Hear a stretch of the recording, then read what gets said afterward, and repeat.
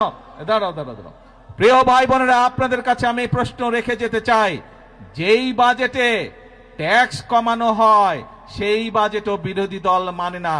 যেই বাজেটে মদের দাম বাড়ানো হয়, যেই বাজেটে সিগারেটের দাম বাড়ানো হয়, সেই বাজেটও বিরোধী দলের পছন্দ নয়।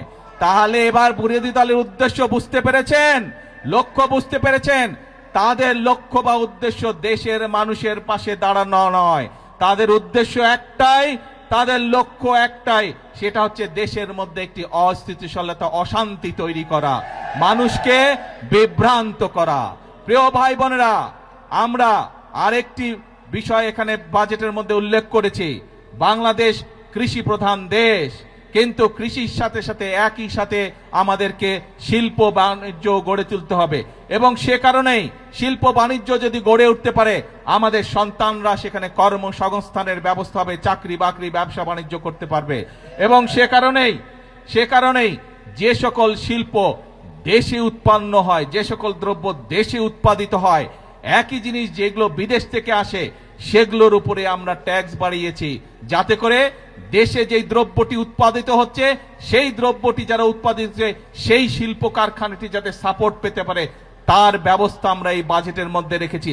এটিও বিরোধী দলের পছন্দ নয়। এখন প্রিয় ভাই বোনেরা, দেশের মালিক আপনারা, দেশের মালিক কোনো রাজনৈতিক দল নয়, দেশের মালিক কোনো পরিবার নয়, দেশের মালিক হচ্ছে বাংলাদেশের 20 কোটি জনগণ।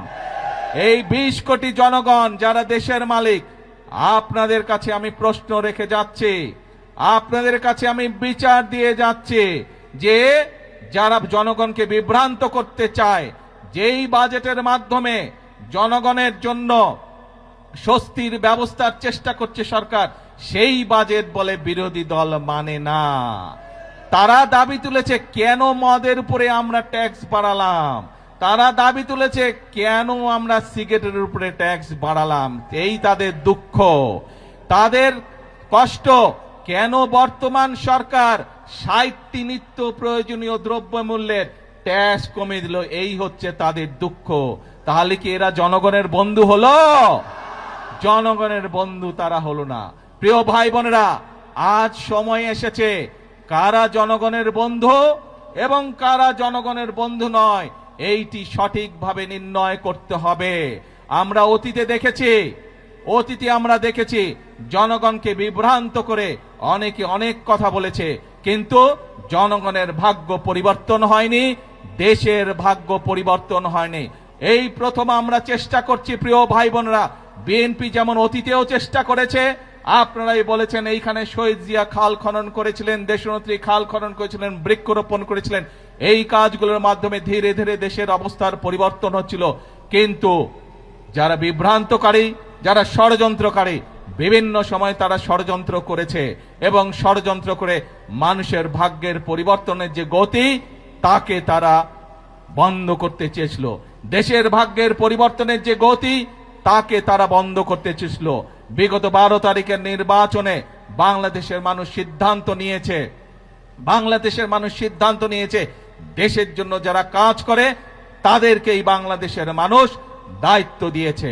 আগেই বলেছি আমাদের সকল বিএনপির সকল ক্ষমতার উৎস হচ্ছে জনগণ, কাজেই জনগণের শক্তি হচ্ছে আমাদের শক্তি, জনগণের সমর্থন হচ্ছে আমাদের সবচেয়ে বড় সমর্থন, জনগণের শক্তি হচ্ছে আমাদের সবচেয়ে বড় শক্তি।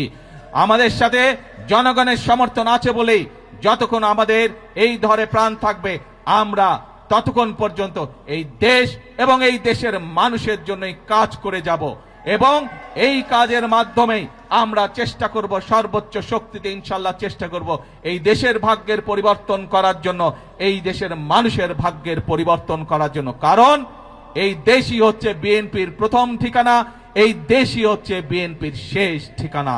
সেজন্যই প্রিয় ভাই বোনেরা, আজকে আসুন, দেশ আমাদের সকলের, এই দেশই আমাদের প্রথম ঠিকানা, এই দেশই আমাদের শেষ ঠিকানা। সেজন্যই আমরা বলি এই দেশকে গড়লে আমরাই ভালো থাকব, আমাদের সন্তানরাই শান্তিতে থাকতে পারবে। এই দেশকে যদি আমরা গড়তে না পারি তাহলে আমাদের সন্তানরা দুঃখ কষ্টে থাকবে। কেউ কি চায় নিজের সন্তান কষ্টে থাকুক? কেউ আমরা চাই না। সেজন্যই আমরা একটি কথাই বলি সব সময়, করব কাজ সবার আগে বাংলাদেশ। আল্লাহ হাফেজ। বাংলাদেশ জিন্দাবাদ।